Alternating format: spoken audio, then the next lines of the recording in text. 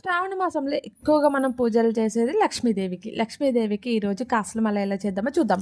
మనం కాయిన్స్ తీసుకోవాలి, 2 rupees, 1 rupees ఏదైనా సరే అన్నీ ఈక్వల్గా ఉండేవి తీసుకుంటే బాగుంటాయి. దాన్ని వాష్ చేయాలి, ఎందుకంటే మనం ఎప్పుడు ఎక్కడో ముట్టుకొని ఉంటాం, ఎంతోమంది టచ్ చేసి ఉంటారు. అమ్మవారికి మాల కాబట్టి నీట్గా కడుక్కొని తూచుకున్న తర్వాత ప్లాస్టర్ మీద 1 రూపీ కాయిన్స్ అతుకు పెట్టాలన్నమాట. అదే 1 రూపీ కానీ 2 రూపీస్ కానీ ఏదైనా లక్ష్మి కాసుని అతికించాలి. దాని మీద కూడా మళ్ళీ ఇంకొక ప్లాస్టర్ వేయాలన్నమాట. అట్లా 2 చేసుకోవాలి. 2 లైన్స్ అట్లా చేసుకొని పక్కకు పెట్టుకొని, ఇంకొకటి కింద ఫ్లవర్ లాగా మాత్రం కొంచెం డిఫరెంట్ కాయిన్స్, పైన ఉన్నవి కాకుండా కింద వేరేవి. నేనైతే 10 రూపీస్ కాయిన్స్ తీసుకున్నాను అనమాట. అవి డిఫరెంట్గా కనిపిస్తాయి కాబట్టి వాటిని కూడా కింద పైన ప్లాస్టర్ వేస్తే అతికినట్టు కనిపిస్తాయి అన్నమాట. ట్రాన్స్పరెంట్ కవర్ ప్లాస్టర్ కాబట్టి మనకు మంచిగా కనిపిస్తుంది మాల, కాసుల మాల లక్ష్మీదేవికి.